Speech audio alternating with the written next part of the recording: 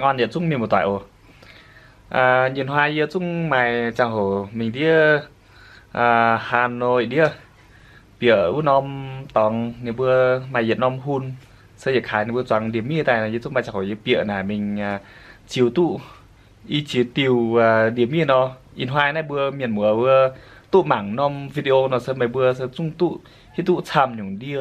khi tụ sẽ chạm tiêu điểm như anh tại điểm như thì sẽ giấu hết nhung nó sẽ mảng nom video mà bữa khi tụ vào liệu con thảo tăng mấy bữa mảng liệu hát tàu một vài bữa quặn như nó mấy bữa con thảo của mảng như nó mấy bữa xia tinh cho nó like anh xe nó video pun tham miền mùa tới tụ mảng tôi hít tụ anh cháu tinh mấy cảnh sắp rồi nó mấy bữa sát tinh nó giảng sĩ mấy bữa sắp rồi tinh nó sẽ hồ tại y chiến hoa anh xuất tham tiêu đi tới xuất nom tham nom video tới bữa ý khái làm rồi miền mùa bữa tụ mảng ồ lại trình ồ thì giờ pun mấy bữa mảng tống bữa đi đây hương nhu nè ồ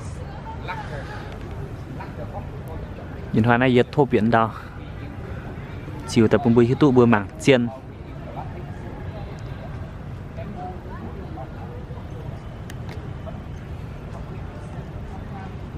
nè đó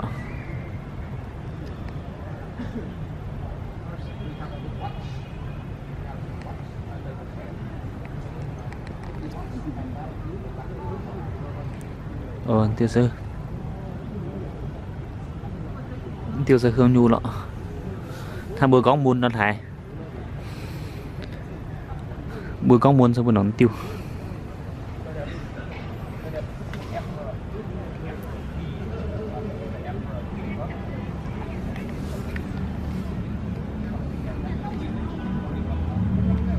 cái này nếp piang này ta bớt sụn nếp piang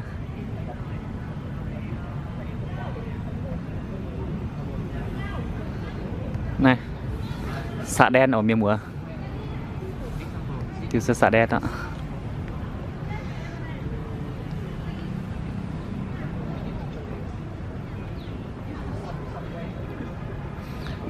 điều anh thằng đã tiêu huyết dụ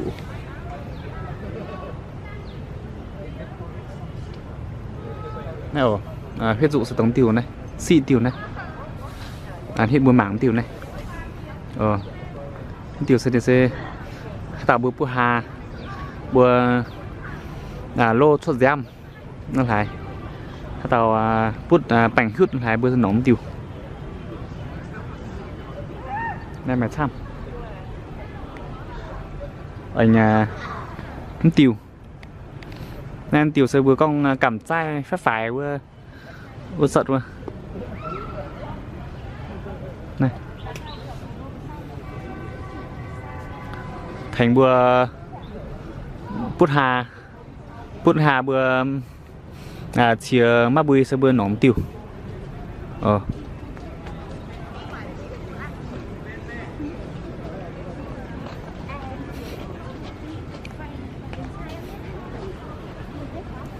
nem tiêu này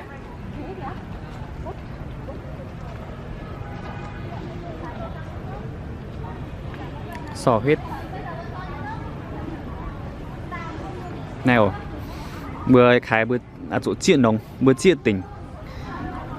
tỉnh bữa sinh tài hết tụ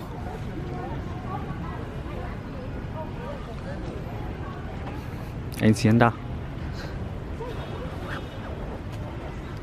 này cả gai leo này ồ cả gai này phong thấp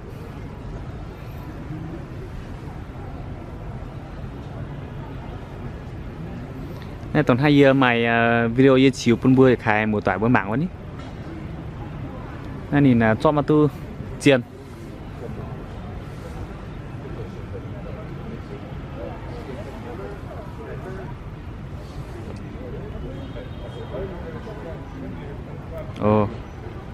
đây lọ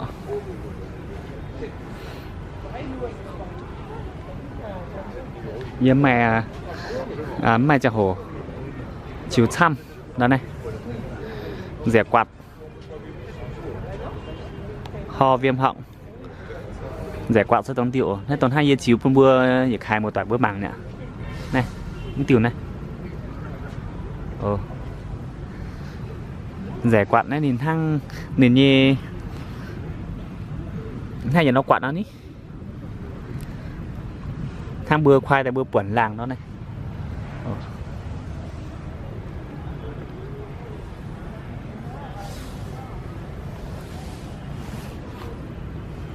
Xương cá này anh chiến đâu nhưng mà con tiểu xe bẻ bung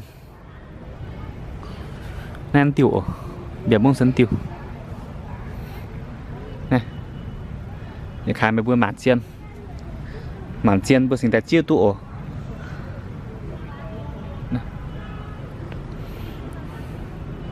in hoài biển này bữa sinh tại hít tu chăm nhung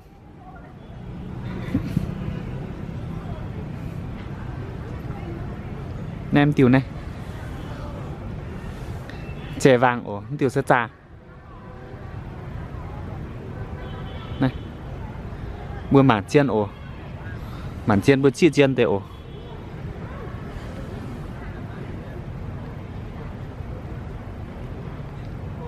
này nọ mà chăm hả nhỉ giờ nồng khát chiếu thao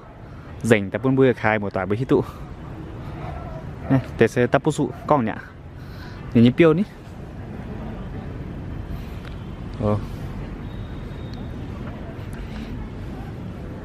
này mạo oai trùng sơn mạo oai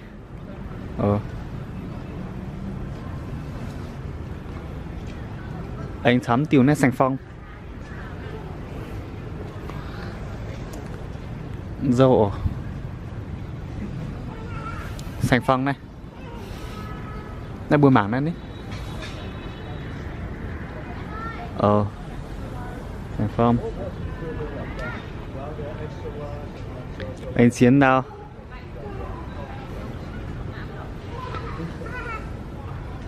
nào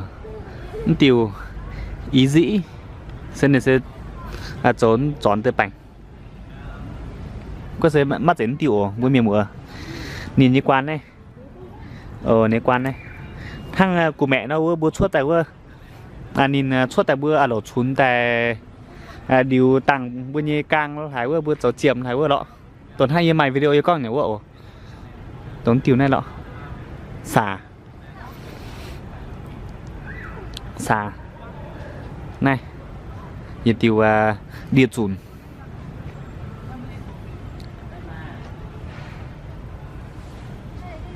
được ạ anh chiến ta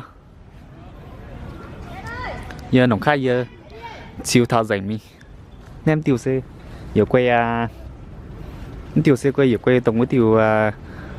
đâu quận là trang người em đoàn thao rồi tiểu này anh tháo xanh đa tiểu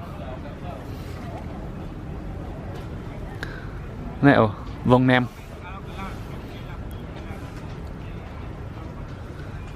này vòng nem nên sẽ dẫm giấy đo cái điên tiểu này đèn thốn tiểu này bữa miền mùa vòng nem tốn tiểu này nọ này bữa mảng chiên tê tiểu này vòng nem sẽ tốn tiểu tiểu sen này sẽ dệt tiểu thành bữa dấu bên như cục hoạt biến đi nên hơn tải tiểu cháo trên cái tiểu mà quang thôi tại y tiểu bữa chọp trên tại dấu cục hoạt biến đi đào nhìn mắc con có sẽ dễ hiểu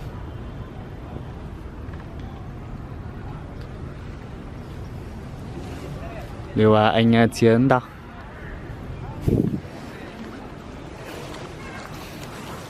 này đó tiểu xe là diệp piêu here là diệp piêu here là diệp piêu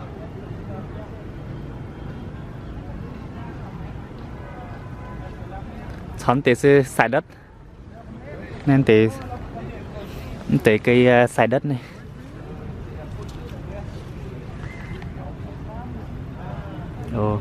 mảng chiên bữa miền mùa màn chiên xiết lông.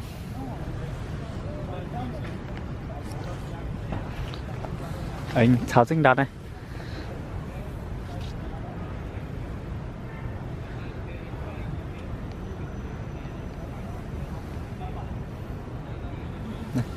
Bữa này khai mày sinh bữa tế gì ăn cái giảng bê ỏ. Như chiều tàn hăng nó tế nó mấy bữa hiếu tụ ạ. Điều anh chiến đâu. Hoa Huệ ní. Nó tiểu lọ.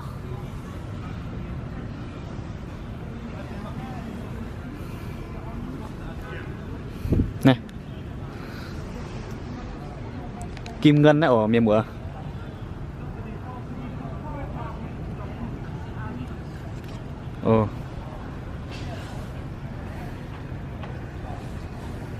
Nó tiểu lọ.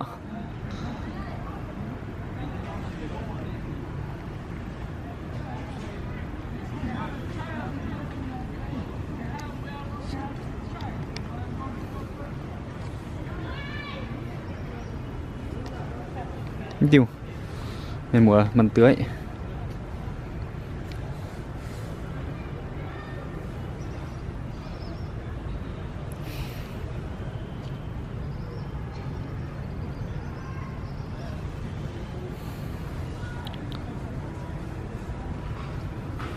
khoai môn nó tiêu đẹo bữa như hậu rồi năng ngạn sẽ vừa sơ tòn này tay rồi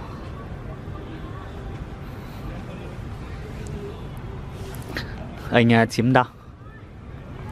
khổ sâm tiêu nó sẽ mới nặng bọn này phần bữa hít tu sẽ này sẽ rồi tiêu bữa như là khuẩn ghé cái gì bữa môn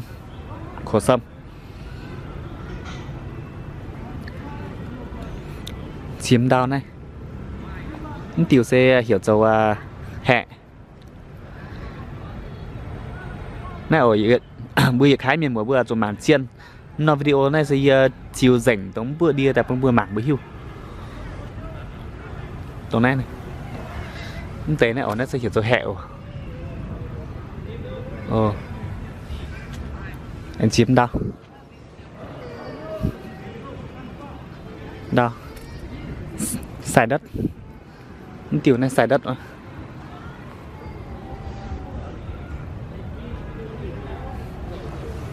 tiểu trang như con nữa như chiều bưng mảng quá xài đất mà nên đòm này xài đất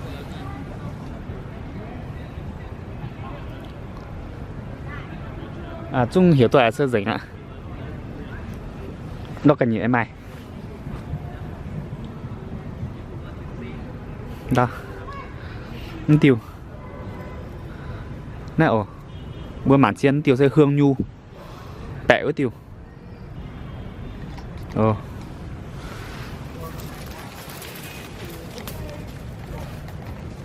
này mảng chiên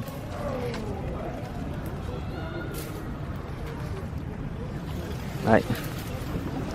bữa tụ mảng chiên tới bữa hít tụ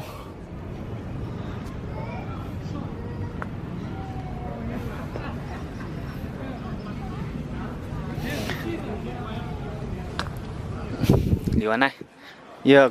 kiểu này nhưng mà cảnh cong quá quất này lọ tống tiêu này lọ tôi anh xuất đọc cái gì em ai tê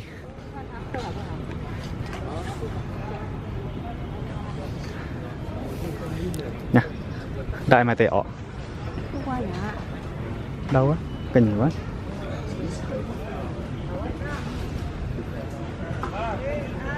đâu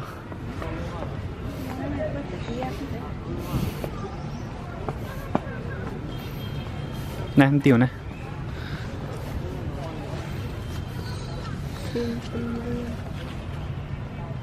xuyên tâm liên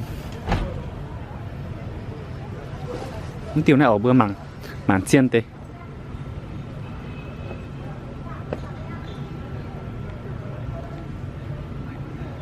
bữa mảng chiên tiến tiểu này tiểu đéng này nên thành bữa bút hà xin xiết phim ấm sân nóng tiểu này đây đi bữa mảng chiên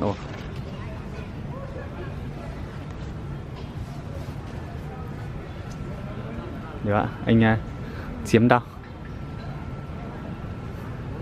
này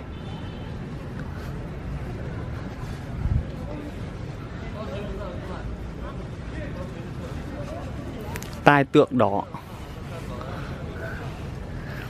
này bữa nhé xin xiết xị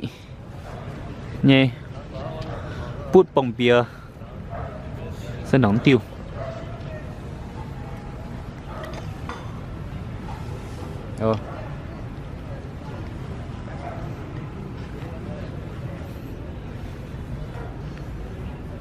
tiểu này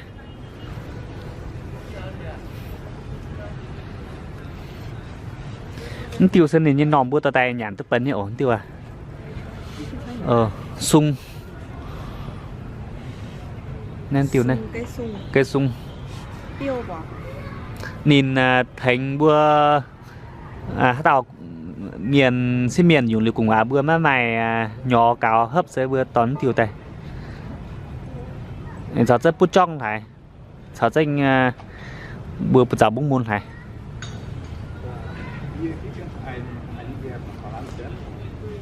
anh xóm đâu tiểu này đơn trắng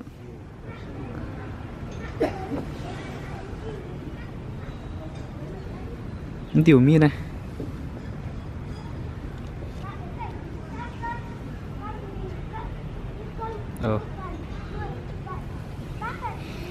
nhà môn cháu danh mà đóng khuất môn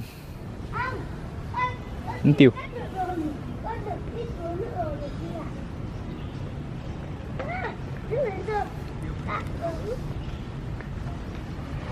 em tiểu này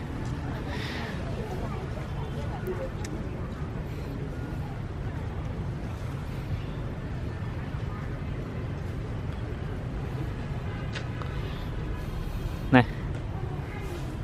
cô tổng đôi lươn bữa tạo như bút nào sẽ bướn tón tiêu tại piêu này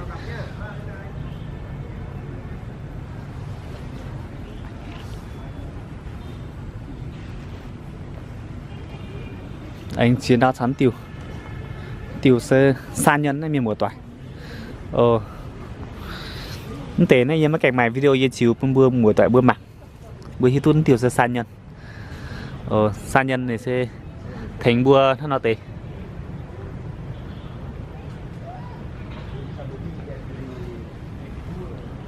chung rảnh ạ hiểu toại sẽ chung yên hoài tổng nom video này yên chiếu phun bữa miền bữa bữa mặn bữa hi tụ tổng bữa đìa này sơ hiện khai nên sẽ bữa này